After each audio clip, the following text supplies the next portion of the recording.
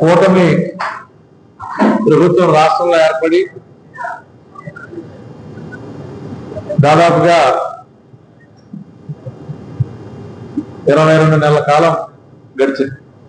June నెల వస్తే 2 సంవత్సరాలు పూర్తవుతుంది. ఈ కూటమి పాలనలో చంద్రబాబు నాయుడు గారు లాంటి ఒక అనుభవజ్ఞుడైనటువంటి నేత దగాపడినటువంటి గత ప్రభుత్వ హయాంలో దగాపడినటువంటి ఈ రాష్ట్రానికి ఎంత చేయగలగాలో అంతా కూడా ఒక పక్క జనసేన, మరొక పక్క భారతీయ జనతా పార్టీ సహకారంతో, కేంద్రం యొక్క సహాయ సహకారాలతోటి ఈ రాష్ట్రంలో అనేక అభివృద్ధి కార్యక్రమాల్ని, సంక్షేమ కార్యక్రమాల్ని తూకంలో నిర్వహిస్తూ ఈ రాష్ట్రాన్ని అభివృద్ధి పదంలో పరుగులు పెట్టిస్తున్నటువంటి విషయం నేను మరొకసారి ఉద్ఘాటిస్తా ఉన్నా. ఏదైతే ఆంధ్రులు గర్వంగా తలెత్తుకునే విధంగా దేశ చరిత్రలోని అద్భుతమైనటువంటి రాజధాని నగరంగా అమరావతిని తీర్చిదిద్దాలని చెప్పేసి ఆనాటి ప్రభుత్వంలో రైతుల యొక్క సహకారంతో అమరావతిని రాజధానిగా తీర్చిదిద్దడానికి ప్రయత్నం చేస్తే తర్వాత వచ్చినటువంటి వైకాపా ప్రభుత్వం 3 ముక్కల ఆటలో 3 రాజధానులు పేరిట ఈ రాష్ట్రంలో సృష్టించిన విధ్వంసం అంతా ఇంత కాదు. తిరిగి ఈవేళ కూటమి ప్రభుత్వం అధికారంలోకి వచ్చిన తర్వాత అమరావతికి చట్టబద్ధత తీసుకురావాలనే ఆలోచనతో మొన్న శనివారం నాడు అసెంబ్లీలో ఒక తీర్మానం చేసి ఆ తీర్మానాన్ని కేంద్రానికి పంపడం నిజంగా ఆంధ్రులందరూ కూడా హర్షించదగ్గ విషయం. నేను కూడా నా హర్షాన్ని తెలియజేస్తా ఉన్నా. ఒక రాజధాని నిర్మాణం అనేది ఒక సాహసోపేతమైనటువంటి చర్య. చంద్రబాబు నాయుడు గారు కొన్నిసార్లు చెప్పినట్టుగా రాజధాని అనేది కార్యాలయాలకు మాత్రమే కేంద్రం కాదు, ప్రజా జీవనం, అదేవిధంగా ప్రజలకు కావాల్సినటువంటి మౌలిక సదుపాయాలను కల్పించడం, అదేవిధంగా రాష్ట్ర ప్రభుత్వానికి సంబంధించినటువంటి కార్యకలాపాలు నిర్వహించుకునే విధంగా కార్యాలయాల నిర్మాణం, ఇవన్నీ కూడా కూడితేనే ఒక రాజధాని. అది ఆర్థిక వనరుగా ఉండాలనేదే చంద్రబాబు నాయుడు గారి యొక్క ఆలోచన.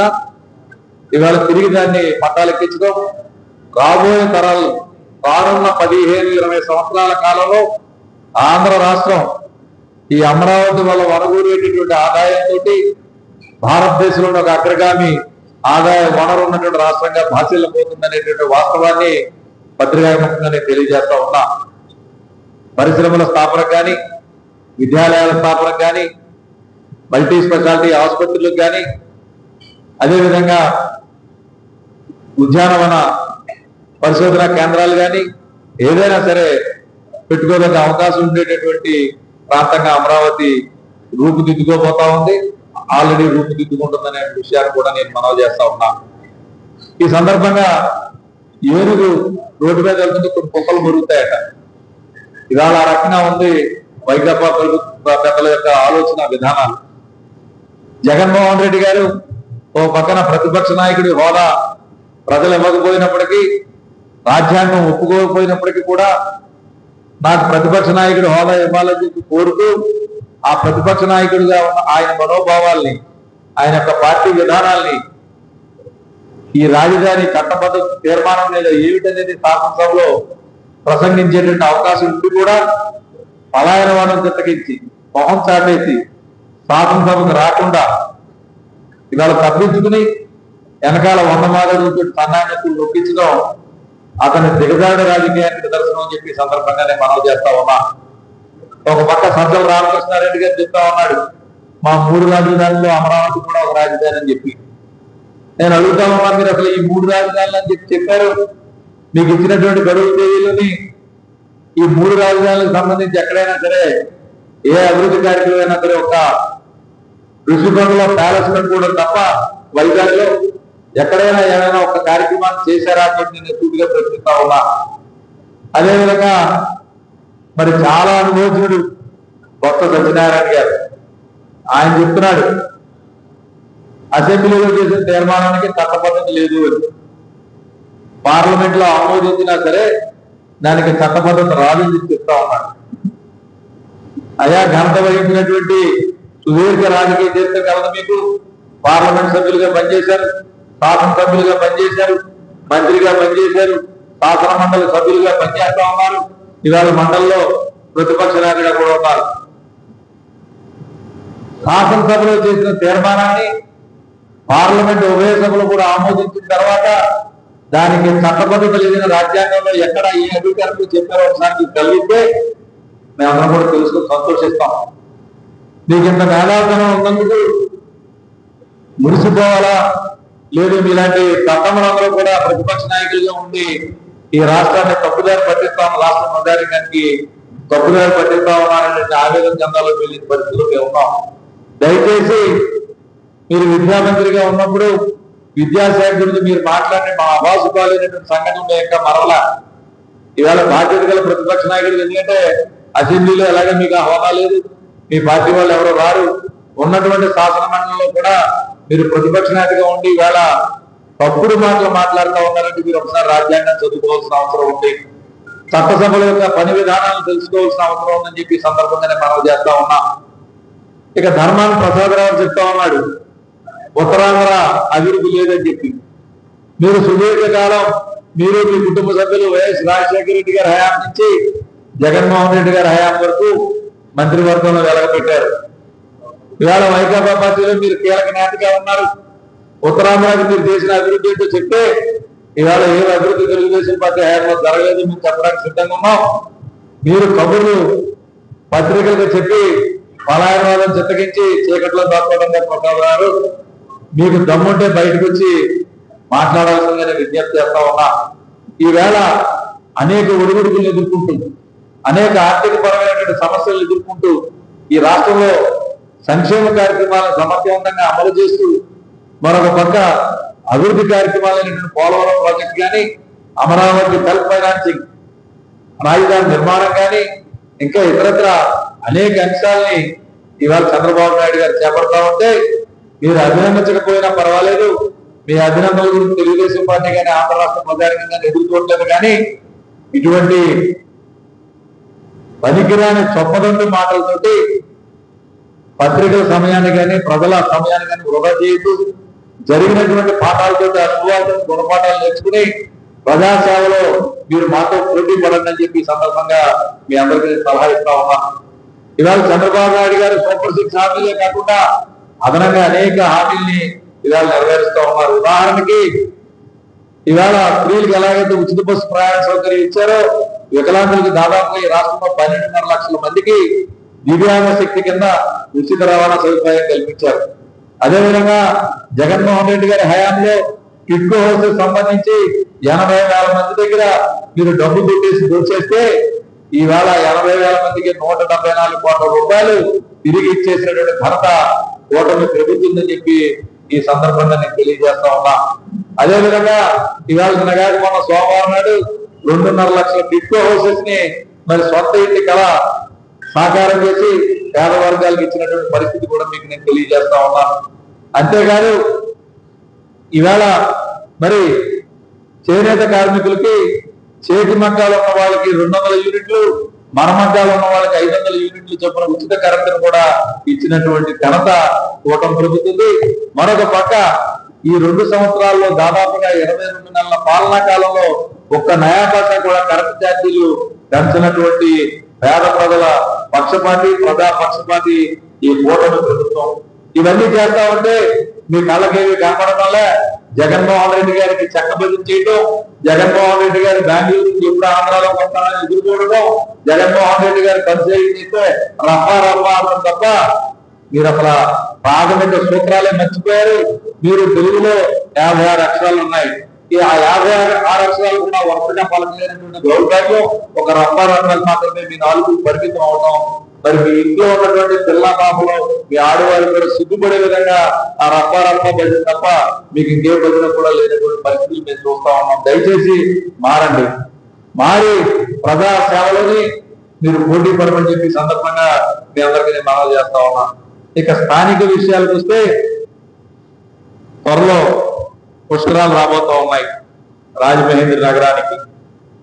దీన్ని రాష్ట్ర ప్రభుత్వం చాలా కీలకంగా ఈవేళ ఎప్పుడు చంద్రబాబు నాయుడు గారు పుష్కరాలకు అత్యంత ప్రాధాన్యత ఇచ్చేటటువంటి వ్యక్తి, ఆయన చాలా సమర్థవంతంగా ఈ రాజమహేంద్ర పుష్కరాలను ఎప్పుడు కూడా నిర్వహించినటువంటి చరిత్ర కూడా ఉంది.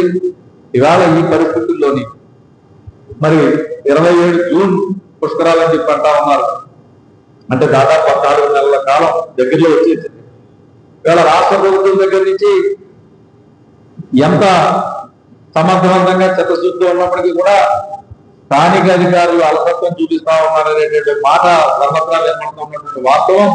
దయచేసి అధికార వర్గాలు మేల్కోవాల్సినటువంటి అవసరం ఉంది.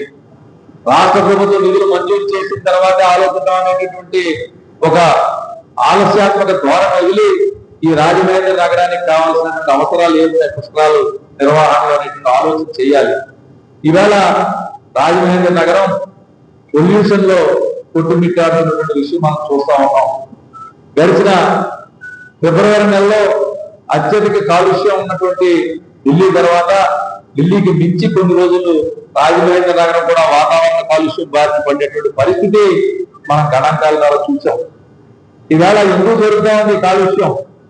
రాజమహేంద్రలో ఉన్న పరిశ్రమలన్నీ ఒక పేపర్ మిల్లు, హార్లిక్స్ ఫ్యాక్టరీ, లేదు కొన్ని ఈ మోస సెరమిక్ ఫ్యాక్టరీస్ తప్పి మరి ఏమాత్రం ఇక్కడ ఇండస్ట్రియలైజేషన్ అయితే లేదు. అంటే ఇండస్ట్రీస్ వ్యర్థాలు వాటర్, అది నీటి కాలుష్యం గురించి మాట్లాడదాం. ఈ ఎయిర్ పొల్యూషన్ గురించి మాట్లాడదలుచుకుంటే ఎందుకు వస్తుంది అనేది పొల్యూషన్ కంట్రోల్ బోర్డు వారు రీసెర్చ్ చేయాల్సిన అవసరం ఉంది. ఇక్కడ ఉన్నటువంటి సాంకేతికత, ఇక్కడ ఉన్నటువంటి ల్యాబ్లు మీకు సరిపోకపోతే రాష్ట్ర స్థాయిలోనూ జాతీయ స్థాయిలోనూ మీరు అక్కడ ఉన్నటువంటి పరిస్థితి, అక్కడ ఉన్నటువంటి వనరులను ఉపయోగించుకుని ఇక్కడ జరుగుతున్న ఎయిర్ పొల్యూషన్ మీద రీసెర్చ్ చేయాల్సిన అవసరం ఉంది. ఎందుకంటే రేపు రాబోయే పుష్కరాల్లో మన లక్షలాది మంది తీర్థయాత్రకు అని చెప్పి ఇక్కడికి వచ్చేటటువంటి యాత్రికులు, భక్తులు వస్తారు. ఆ సమయంలో కనుక ఈ వాతావరణ కాలుష్యం ఇదే విధంగా ఉంటే అంటువ్యాధుల బారిన పడి ప్రధానికి అందరూ కూడా ఇబ్బంది పడేటువంటి పరిస్థితులు ఉంటాయి. అదేవిధంగా వాటర్ కంటామినేషన్, రాజమహేంద్ర నగరాన్ని తీవ్రంగా ఇబ్బంది పెడుతున్నటువంటి సమస్య, ఎవరో ఊహించినటువంటి స్థాయిలో నీటి కాలుష్యం ఉంది. 1930లో బ్రిటిష్ వారి హయాంలోని ఇక్కడ ఉన్నటువంటి వాటర్ వర్క్స్ ని నిర్మించడం జరిగింది. ఆ తరువాత 1964లో పేపర్ మిల్లు స్థాపించడం జరిగింది. మరి 64లో పేపర్ మిల్ పెట్టేప్పుడు వాళ్ళు వదిలేదైతే వ్యర్థాలు ఏదైతే ఉన్నాయో, రసాయనిక వ్యర్థాలు కానీ ఇతరత్ర వ్యర్థాలు కానీ గోదావరి డౌన్ ఫ్లోకి వచ్చి వాటర్ వర్క్స్ దాటుకెళ్లాలంటే ఆలోచన ఆ రోజు చేయకుండా పేపర్ మిల్ పర్మిషన్ ఇవ్వడం ఒక తప్పిదమైతే, తర్వాత కాలంలోని ఆ వాటర్ వాళ్ళ వ్యర్థాలను శుద్ధి చేసి గోదావరిలో వదులుతున్నాం అని చెప్పి పేపర్ మిల్ యాజమాన్యం ఏదైతే చెప్తా ఉందో ఆ యాజమాన్యం చెప్పేటటువంటి మాటల్లో విశ్వసనీయతను కూడా ఎంతవరకు ఉందనేది మున్సిపల్ అధికారులు వార్షిక తనిఖీలు నిర్వహించాల్సినటువంటి అవసరం ఉంది. అది చేస్తున్నటువంటి దాఖలాలు అయితే లేవు. వారు ఏం వదులుతా ఉన్నారో యాజిటీజ్ అదే వాటర్ వర్క్ తీసుకోవడం జరుగుతూ ఉంది. ఎందుకలా జరుగుతూ ఉంది? రాజమహేంద్ర ప్రజల ఆరోగ్యం పట్ల ఇవాళ కలుషిత నీరు, శ్మశానంలో వ్యర్థాలు వస్తాయి. నల్లా ఛానల్లో మురుగునీరు కిందకు వదిలితే ఆ వ్యర్థాలు వస్తున్నాయి. దాన్నే ట్రీట్మెంట్ చేసి ప్రజలకు ఇస్తా ఉన్నారు. అక్కడ ట్రీట్మెంట్ ఏం జరుగుతూ ఉంది? నాకు తెలిసి వాటర్ చేస్తే ఆ ట్రీట్మెంట్ వాటర్ లో క్లోరిన్ కలిపి మట్టి కిందకి దిగిపోయేలా చేసి పై నీళ్లే బయట పంపించేస్తా ఉన్నారు. ఈవేళ ఆ క్లోరిన్ కూడా కలపలేదు. పూర్వం ఆలం అనేటువంటి ఒక సహజసిద్ధమైనటువంటి మెటీరియల్ కలిపి వాటర్ ని ప్యూరిఫై చేసేవారు. ఈవేళ poly aluminium chloride PAC, poly aluminium chloride అనేటువంటి ఒక రసాయనాన్ని కలిపి నీటిని శుద్ధి చేస్తా ఉన్నారు. దీని మీద సంబంధించిన అధికారులు అది కృత్రిమంగా తయారు చేసినటువంటి ఒక రసాయనం, దాన్ని వాడి శుద్ధి చేయడం వల్ల ప్రజలు అనేక వ్యాధులు గురవుతూ ఉన్నారు. పరోక్షంగా రకరకాల వ్యాధులు వస్తూ ఉన్నాయి. దీని మీద అధికారులు ఏ రకమైన చర్య తీసుకుంటారని చెప్పి నేను ప్రశ్నిస్తా ఉన్నా. ఇవాళ 54 million litres per day capacity MLD. ఇప్పుడు ఏదైతే వాటర్ వర్క్స్ ఉందో పుష్కరాల దగ్గర 54 MLD, దాని రోజుకి 54 మిలియన్ లీటర్స్ డేకి ఉత్పత్తి చేసేటటువంటి శుద్ధి చేసి పంపించేటటువంటి పంపింగ్ స్కీమ్. దానికి అదనంగా కోట్లింగాలపేటలోని అడిపిల దగ్గర ఒక 10 MLD, అదేవిధంగా ధవళేశ్వరం దగ్గర ఒక 10 MLD కట్టారు. ఈ కోట్లింగాలపేట దగ్గర కట్టిన 10 MLD అక్కడి నుంచి నీరు తీసుకోవట్లా. ఆ నీరు వచ్చి లా హాస్పిటల్ హోటల్ దగ్గర అక్కడ ఉన్నటువంటి అక్కడి నుంచి వాటర్ పికప్ చేస్తా ఉన్నారు. ఏడు దానివల్ల ప్రయోజనం, పేపర్ మిల్ కాలుష్యం కానీ, శ్మశాన కాలుష్యం కానీ, నల్లా జానవ కాలుష్యం కానీ అవన్నీ కూడా ఇక్కడికే వస్తా ఉన్నాయి. ఇక్కడి నుంచి మళ్ళీ ఆ నీరు తీసుకెళ్లి కోట్లింగాలపేటలో పెట్టేటువంటి పంపింగ్ స్కీమ్ కి ఫిల్టరేషన్ పాయింట్ పంపడం వల్ల మళ్ళీ అదే ఇబ్బంది ఇక్కడ ఎదురవుతా ఉంది. మరి దీని మీద అధికారులు IAS ఆఫీసర్లు ఆలోచన చేయాల్సిన అవసరం ఉంది. ఎందుకు ప్రభుత్వానికి సరైనటువంటి నివేదికలు మీరు ఇవ్వడం లేదని చెప్పి నేను అడుగుతా ఉన్నా. ఈ రోజున మీకు బాధ్యత లేదా? మీరు ఎంతవరకు బాధ్యత తీసుకుంటున్నారు? ప్రజా ఆరోగ్యాల పట్ల, మౌలిక సదుపాయాల పట్ల మీరు ఇచ్చేటటువంటి నివేదికలను ఆధారం చేసుకునే రాష్ట్ర ప్రభుత్వాలు, జిల్లా యంత్రాంగం, ప్రజాప్రతినిధులు పనిచేసేటటువంటి పరిస్థితులు ఉంటే మీరు ఎందుకు ఖచ్చితమైనటువంటి నివేదికలు ఇవ్వలేకపోతా ఉన్నారు? ఇది ఎలా ఉంచితే నల్లా ఛానల్ ఫిల్టరేషన్ పాయింట్ అని పెట్టారు, ఇవాళ పనిచేయడం లే. నల్లా ఛానల్ నుంచి ఏదైతే మురుగు నీరు ఉందో డైరెక్ట్ గా గోదావరిలో కలిసిపోతా ఉంది. ఆ నీరు వాటర్ దగ్గర తీసుకుంటా ఉన్నారు. ఎంతకాలం ఇలాగా? ఇదే సమయంలోనే సిఎస్ ట్రీట్మెంట్ ప్లాంట్ దాదాపుగా 30 MLDతో ఉన్న సిఎస్ ఈ ప్లాంట్ ని, ట్రీట్మెంట్ ప్లాంట్ ని ఆవలో పెట్టారు. రాజమహేంద్రలో మురుగు నీరు అంతా కూడా అక్కడికి తీసుకెళ్లి అక్కడి నుంచి ట్రీట్మెంట్ చేసి గోదావరిలో వదలడానికి ధవళేశ్వరం వద్ద. ఇది ఎంత లోపభూయిష్టమైన విధానమో ఒకసారి ఆలోచిద్దాం. రాజమహేంద్రలో ఉన్నటువంటి వాటర్ సరఫరా రోజుకి 74 మిలియన్ల litres per day. Treatment plant వచ్చి 30 మిలియన్లు. పక్కన ఇంకా కొత్తగా వేరే కడుతున్నారు అనుకుంటే తర్వాత ఈ 30 మిలియన్లు ఎంతవరకు ప్యూరిఫై చేసి గోదావరిలో వదులుతారు? మిగతా వ్యర్థాలు ఎక్కడికి వెళ్తా ఉన్నాయి? ఇది ఎక్కడ వదులుతా ఉన్నారు? ధవళేశ్వరం దగ్గర వదులుతా ఉన్నారు. ధవళేశ్వరం దగ్గర ఆ వదిలినటువంటి ఈ సిఎస్ ట్రీట్మెంట్ ప్లాంట్ నుంచి వచ్చినటువంటి వ్యర్థాలతో కూడుకున్నటువంటి ఈ నీరంతా కూడా ధవళేశ్వరం, ఇవాళ మొన్న కూడా ఒక వార్తాపత్రికలో రాశారు, ఆ డెల్టా కాలువలోని ధవళేశ్వరం డంపింగ్ యార్డ్ లో ఉన్నటువంటి డంపింగ్ యార్డ్ భూ వివాదాల మధ్య ఉందని చెప్పి అది డెల్టా కెనాల్ దగ్గర డంపింగ్ చేసేస్తుంటే రాత్రిపూట ప్రొక్లైనర్స్ పెట్టి ఆ డెల్టా కెనాల్లోకి వ్యర్థాలన్నీ డెల్టా కెనాల్లో తోసేస్తున్నారు. ఇది వెళ్ళి దానికి తెలుస్తుంది. దాదాపు 10 లక్షల హెక్టార్లు భూమికి సాగునీరు, తాగునీరు ఇచ్చేటటువంటి చెత్త కూడా పొల్యూట్ అయిపోతా ఉంది. ఇది ఎంతవరకు సమంజసం? ఈ మార్పు ఎప్పుడు వస్తుంది? అధికారులు ఏం చేస్తా ఉన్నారు? ప్రజాప్రతినిధులు ఎంత సమర్థవంతంగా పనిచేసినా మీ కలబులు కబులు పెట్టి ప్రజాప్రతినిధులు తప్పుదారి పట్టిస్తే ప్రజా ఆరోగ్యంతో మీరు ఆటలాడుకుంటా ఉన్నారు. దీనికి గతంలో పివిఎస్ ఆంజనేయులు గారు మున్సిపల్ కమిషనర్ గా ఉన్నప్పుడు పిఎస్ఆర్ ఆంజనేయులు గారు పేపర్ మిల్ ఎదురుగోవలో వెంకటనగరం దగ్గర వాటర్ ఫిల్టరేషన్ పాయింట్ పెట్టాలని చెప్పి సర్వే చేసి కొన్ని నివేదికలు ఇవ్వడం కూడా జరిగింది. కాలక్రమం తర్వాత ప్రభుత్వాల మార్గం ఏదైతే అది వెనకబడిపోయింది.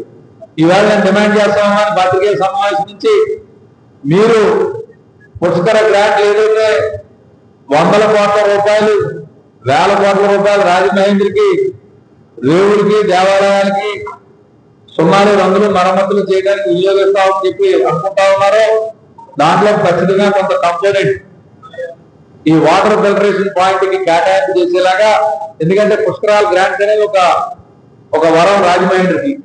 దాని ద్వారా తాత్కాలికమైనటువంటి సొబ్బగులను రాజమహేంద్రకి అందడం అనే ప్రయత్నం నుంచి శాశ్వతమైనటువంటి సమస్యల పరిష్కారానికి రూపుదిద్దుకునే విధంగా ఆ గ్రాంట్స్ లో ఈ కంపోనెంట్స్ కూడా పెట్టి వెంకటనారాయణ వాటర్ ఫిల్టరేషన్ పాయింట్ పెడితే ఈ కాలుష్య బాధ నుంచి రాజమహేంద్రని తప్పించడానికి అవకాశాలు ఉన్నాయి. అదేవిధంగా ఇప్పుడు నడుస్తున్నటువంటి అవుతుంది ఖర్చు, ఈ ప్లాంట్ మార్చాలంటే ఖర్చు అవుతుంది. ఆ ఖర్చు స్పెషల్ కంపోనెంట్స్ ఈ సందర్భంగా కేంద్ర ప్రభుత్వ సహకారంతో, అదేవిధంగా కాలుష్యానికి గురి చేస్తున్నటువంటి ఏదైతే మరి పరిశ్రమలు ఉన్నాయో వారిని కూడా కార్పొరేట్ సోషల్ రెస్పాన్సిబిలిటీ కింద కొంత ఇవన్నీ కూడా సమీకరించి చేస్తే రాజమహేంద్ర ప్రధానికానికి మేలు జరుగుతుంది. ఇప్పుడు ఉన్నటువంటి వాటర్ వర్క్స్ ని అక్కడ కనుక తీసి ప్రత్యామ్నాయంగా వెంకటనగర్ లో పెట్టినట్టయితే ఇది దాదాపుగా ఎకరన్నర స్థలం, ఈ ఎకరన్నర స్థలం నడుపుతూ ఉంది. రాజమహేంద్ర నగర కార్పొరేషన్ కి ఆదాయ వనరుగా మార్చుకోవడానికి దాన్ని ఏ రకంగానే ఉపయోగించుకునే అవకాశాలు ఉంటాయి.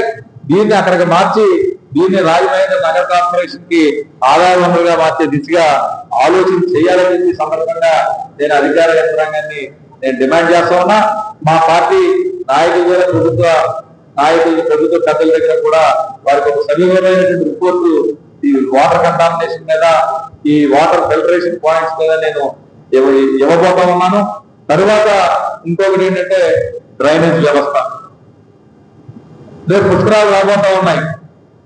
రాజమహేంద్రలో ఉన్నటువంటి డ్రైనేజ్ వ్యవస్థ ఈ వాటికి ముంపు ప్రాంతాల వర్షం వస్తే మునిగిపోయే పరిస్థితులు. నిజానికి జూన్ నెలలో కూడా కొన్ని వర్షాలు పడే అవకాశాలు ఉంటాయి. అన్ని లక్షల మంది యాత్రికులు వచ్చేసరికి ఆ టైంలో వర్షాలు సాధారణంగా లేవు కాబట్టి సరిపోద్దు, కానీ ఏదైనా ఇబ్బంది కలిగితే ఏమిటి పరిస్థితి అనేది కూడా ఆలోచన చేయాలి. నేను అనేది ఏంటంటే వచ్చేటువంటి యాత్రికులు దృష్టిలో పెట్టుకునే కాదు, రాజమహేంద్ర నగరవాసుల యొక్క ఇబ్బందులు కూడా దృష్టిలో పెట్టుకోవాలి. దృష్టిలో పెట్టుకుని పూర్తిగా డ్రైనేజ్ వ్యవస్థను ప్రక్షాళన చేయాల్సిన అవసరం ఉంది. రాజమహేంద్ర లాంటి ఓల్డెస్ట్ సిటీకి ఈ డ్రైనేజ్ వ్యవస్థ అనేది ఒక పెద్ద శాతం. గతంలో 2003లో అండర్ గ్రౌండ్ డ్రైనేజ్ అని చెప్పి దాని ఆధారంగా పైలట్ ప్రాజెక్ట్ కింద దాదాపుగా అప్పట్లో 23 సంవత్సరాల కింద 3 కోట్ల రూపాయల నిధులతోటి అండర్ గ్రౌండ్ డ్రైనేజ్ తయారు చేశారు. అందరికీ కూడా తెలుసు, చాలా మంది కూర్చున్న వాళ్ళకి. ఆశ్చర్యకరమైన విషయం ఏంటంటే, దురదృష్టకరమైన విషయం ఏంటంటే దాంట్లో ఇన్లెట్ లేదు, అవుట్లెట్. ఇళ్ల దగ్గర నుంచి డైరెక్ట్ గా మురుగునీరు వచ్చి ఆ భూగర్భ డ్రైనేజ్ కలిసి భూగర్భ డ్రైనేజ్ నుంచి గోదావరి కలిసేటటువంటి స్కీమ్ లో ఎక్కడా కూడా ఇన్లెట్స్ ఏ ఇంటికి కనెక్షన్ ఇవ్వలే, ఎక్కడి నుంచి కూడా బయటికి పంపట్లే. ఎందుకు పెట్టట్టు? ఎందుకు అధికారులు దాని మీద దృష్టి పెట్టలేదు? సాంకేతికపరమైన ఇబ్బందులు ఉంటే ఎందుకు సవరించట్లే? ప్రజాధనాన్ని ఎందుకు దుర్వినియోగం చేస్తా ఉన్నారు? ఇవన్నీ కూడా అధికారులు ఖచ్చితంగా నిలదీస్తాం.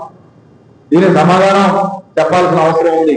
ఇవన్నీ కూడా ఇప్పుడే నేను ఎందుకు మాట్లాడుతూ ఉన్నానంటే, పుష్కరాల నిధులు చాలా పెద్ద మొత్తంలో రాబోతా ఉన్నాయి. 15th ఫైనాన్స్ కమిషన్ వాళ్ళే లోకల్ బాడీ ఏర్పడితే దాదాపు 500 కోట్ల రూపాయలు గ్రాంట్స్ వస్తాయని చెప్తున్నాం. అదేవిధంగా స్పెషల్ గ్రాంట్స్ కూడా కేంద్ర ప్రభుత్వం కానీ రాష్ట్ర ప్రభుత్వం కానీ పుష్కర నిర్వహణకి భారీగా ఇచ్చేసిన పరిస్థితులు ఇప్పుడైనా అధికారులు పలుదించుకుని ఇటు వాటర్ పల్లి రాజమహేంద్ర నగరవాసులకి పరిశుద్ధమైనటువంటి మంచినీరు అందించేటటువంటి విషయంలో నిర్ణయాలు చేయాల్సిన అవసరం ఉంది. ఎయిర్ పొల్యూషన్ అరికట్టాల్సిన అవసరం ఉంది. ఎందుకు అసలు ఎయిర్ పొల్యూషన్ అనేది ఇవాళ కూడా సరైనటువంటి అంచనాలు లేవు. ఇక్కడ విపరీతమైన ఇండస్ట్రియలైజేషన్ లేదు, విపరీతమైన వాహనాలు అయితే ఉన్నాయి. ఎందుకంటే మన ఇరుకు రోడ్లకి ఇవి ఆకాశ అరణ్యాలన్నీ రోడ్లు వచ్చేసాయి. ఇప్పుడు దాదాపు 6-7 అంతస్తు కట్టేస్తా ఉన్నాం. సో ఎయిర్ పొల్యూషన్ ఏదైనా కాంపౌండ్ రిలీజ్ అవుతుందో వెహికల్స్ తోటి ఆ బళ్ళు ఈ బిల్డింగ్ దాటి పైకి వెళ్ళే పరిస్థితి ఇక్కడే స్టాగ్నేట్ అయ్యే పరిస్థితి ఉంటుంది. సో ఇక్కడ ఉన్నటువంటి రోడ్లకు సంబంధించి ప్రోగ్రెస్ లో వెహికల్స్ ఎక్కువ ఉండడం కూడా కారణం కావచ్చు, కానీ అంతకు మించి కారణాలు ఏమున్నాయని కూడా అన్వేషించాల్సిన అవసరం ఉంది. పుష్కరాల్లో కనుక వాటర్ పొల్యూషన్, ఎయిర్ పొల్యూషన్ ఈ రెండింటినీ కూడా అరికట్టకపోతే రేపు పుష్కరాలు వచ్చేటువంటి యాత్రికులు ఇబ్బంది పడే పరిస్థితులు ఉంటాయి. ఇప్పుడే చేయలేనటువంటి వ్యక్తులు ఆ రోజున ఆదరాబాదరగా 1000 మంది పారిశుద్ధ్య కార్యక్రమాలని శాంతి భద్రతలు కాపాడడానికి 1000 మంది పోలీస్ సిబ్బందిని ఇక్కడ పెట్టేస్తే ఆ 12 రోజులు నడపగలరేమో, కానీ తర్వాత వదిలి వెళ్లిన వ్యర్థాలతోటి ఈ రాజమహేంద్రి కోలుకోవడానికి 2 ఏళ్ళు 3 ఏళ్ళు పట్టేసిన పరిస్థితున్న గతంలో మనం అనుభవాలు చూశాం. అందువల్ల దయచేసి అధికార యంత్రాంగం మేల్కోండి. మీ వైపు నుంచి సరిగ్గా ప్రభుత్వానికి సరైనటువంటి నివేదికలు రాజమహేంద్రి పరిస్థితుల మీద ఇవ్వండి. గతంలో పనిచేసిన అధికారులు వారిని తెప్పిస్తారు, పుష్కరాలకు ముందు ఓ నెల 2 నెలల ముందు వస్తారు.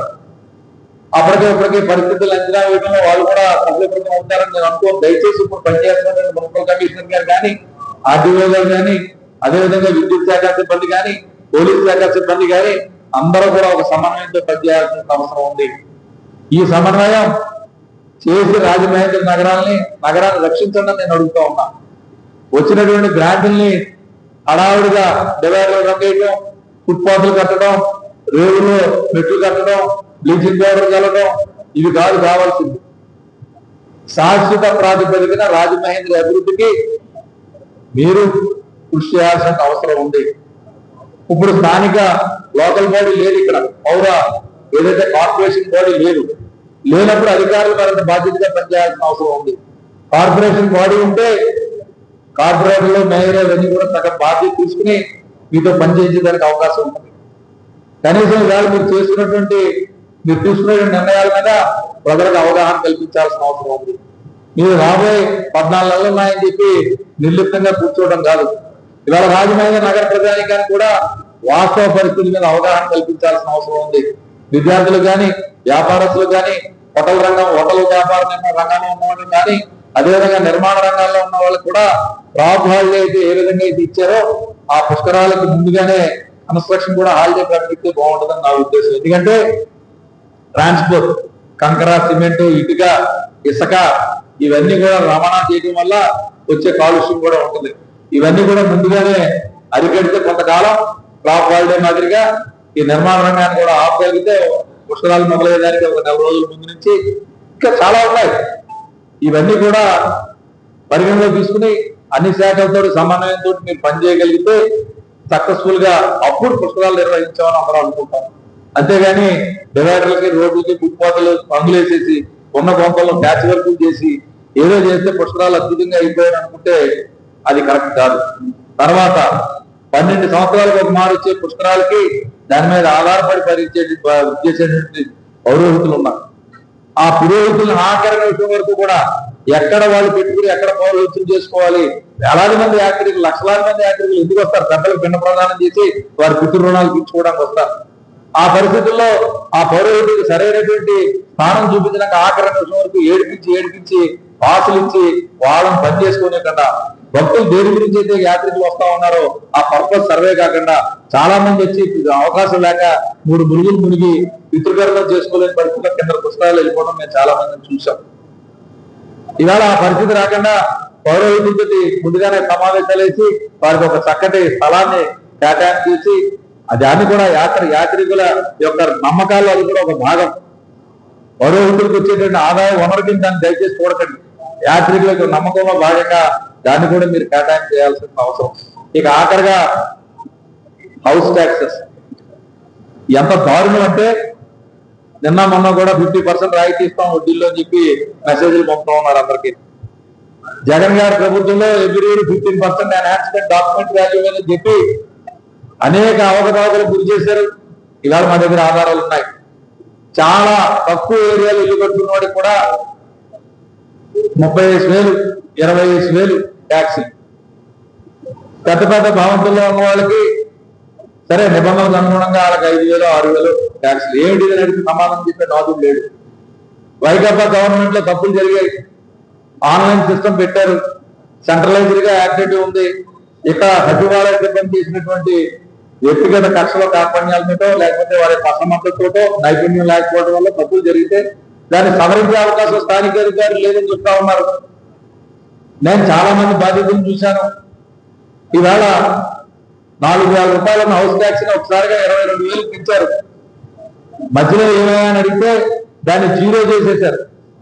వాళ్ళు వేసి కొలతలు తప్పు చేసి వాళ్ళు 0 కింద చూపించి మళ్ళీ కొత్త బిల్డింగ్ చేసినట్టుగా కొలతలు తీసుకుని ట్యాక్స్ వేసి వాళ్ళు 22,000 రూపాయలు ట్యాక్స్ వేస్తే అది కట్టనోడికి నోటీసులు, లేకపోతే పొద్దున జబ్బు చేస్తామని బెదిరింపులు. మీ అధికారులు గత ప్రభుత్వంలో చేసిన తప్పుల్ని మీరు సవరించాల్సిన అవసరం ఉంది. ప్రభుత్వాలు వేరు కావచ్చు కానీ చేసినటువంటి అధికారులు మీ డిపార్ట్మెంట్ వారే. ఒక తప్పు చేస్తే కంప్యూటర్ మనం ఏం ట్వీట్ చేస్తే సాఫ్ట్వేర్ అదే వస్తుంది బయటికి. దాన్ని సవరించే సవరణ సాఫ్ట్వేర్ మీరు ఏర్పాటు చేసుకోవాల్సిన బాధ్యత ఉంది. ఎంతమందిని ఇబ్బంది పెడతారు ఈ విధంగా? ఇవాళ సామాన్యులు ఎంతమంది ఇబ్బంది పడతా ఉన్నారు? మీ దగ్గరికి వస్తే ఏ రకమైన సమాధానం వస్తున్నాయి రెవెన్యూ డిపార్ట్మెంట్ నుంచి? ఇవన్నీ కూడా సరిదిద్దుకోవాలి. ప్రభుత్వం మీద పరోక్షంగా ప్రభుత్వ పనితీరు మీద పడేటువంటి అవకాశం ఉంది. ప్రజల అభిప్రాయాలు ప్రజలు ఎవరికి ఏది బాధ్యత చూసుకునే పరిస్థితి ఉండదు. ఈ తప్పులన్నీ కూడా కూటమి ప్రభుత్వానికి అంటగట్టే పరిస్థితులు ఉంటాయి. దయచేసి నిస్వార్థంగా రాష్ట్ర అభివృద్ధి ధ్యేయంగా ప్రజా సంక్షేమ లక్ష్యంగా ఈవేళ ఏకోముక్తులై ఒక పక్క భారతీయ జనతా పార్టీ, ఒక పక్కన జనసేన, ఒక పక్కన తెలుగుదేశం ఈవేళ ఎటువంటి అవకతవకలకి పాల్పడకుండా ఉన్న నిధులను మ్యాక్సిమం గరిష్ట స్థాయిలో సద్వినియోగపరుస్తూ ఇవాళ చేస్తున్నటువంటి అభివృద్ధి కార్యక్రమాలకి ఇటువంటి మచ్చలు పడితే ప్రభుత్వం సమాధానం చెప్పుకునే పరిస్థితి వస్తుంది. కాబట్టి దయచేసి అధికారులారా మేల్కొండి, పుష్కరాలను ముందుగానే గమనంలో తీసుకుని తగు ఏర్పాట్లతోటి రాజమహేంద్ర యొక్క కెపాసిటీ ఎంత ఉంది, ఎంత లక్షల మంది ప్రజలు వస్తారు, దారులు ఎన్ని ఉన్నాయి, ప్రజలు తీసుకోవాల్సిన జాగ్రత్తలు అవి కూడా చెప్పాలి. కోట్లు ఆ టైంలో ఏదైనా నెక్స్ట్ అన్నిటికీ నుంచి చారిటీ మీద అన్నదానాలు చేసేవాళ్ళు. ఎక్కడ పడితే అక్కడ అన్నదానాలు చేసేస్తారు. దానివల్ల వచ్చేటువంటి పొల్యూషన్ ఏంటి, అన్నదానాల మీద నిబంధన నియంత్రణ ఉంటుందా, ఇటువంటి అంశాల మీద అన్నిటి కూడా మాట్లాడాలి. దీనికి సంబంధించి అధికారులను కోరేది కూడా ఒకటి ఏంటంటే దయచేసి దీని మీద ఒక అఖిలపక్ష సమావేశం ఏర్పాటు చేయండి. మాజీ ప్రజాప్రతినిధులు ఉంటారు, ఎమ్మెల్యేలు ఉన్నారు, ఎంపీలు ఉన్నారు, కార్పొరేటర్స్ ఉన్నారు, మేయర్లు ఉన్నారు, అదేవిధంగా ప్రజాప్రతినిధులు, ప్రస్తుత ప్రజాప్రతినిధులు, ఎమ్మెల్యేలు ఉన్నారు. వీరందరినీ కూడా పిలిచి కూర్చోబెట్టి ఇక్కడ బాడీలు సివిక్ బాడీ లేదు కాబట్టి కూర్చోబెట్టి మాట్లాడితే ఇంకా మంచి ఆలోచనలు అందరూ కూడా చెప్పగలిగేందుకు అవకాశం ఉంది.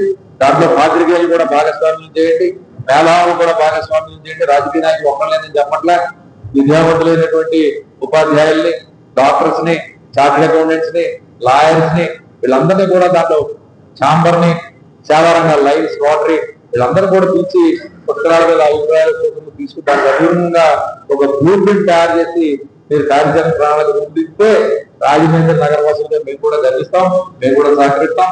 రాజమహేంద్ర బాగుంటుందని చెప్పి సందర్భంగా మనం చేస్తూ మరొక మారు అమరావతికి చట్టబద్ధత తీసుకొచ్చి ఆంధ్రులందరూ గర్వంగా ఇది మా రాజధాని చెప్పుకునే విధంగా భవిష్యత్ తరాలకు ఒక మంచి ఆదాయ వనరుగా మరి ఈవేళ మన శనివారం నాడు చట్టబద్ధత తీసుకొచ్చే అసెంబ్లీలో ఈవేళ పార్లమెంట్ లో తీర్మానం జరుగుతున్న సందర్భంగా కూటమి ప్రభుత్వాన్ని అభినందిస్తూ సెలవు. Thank you.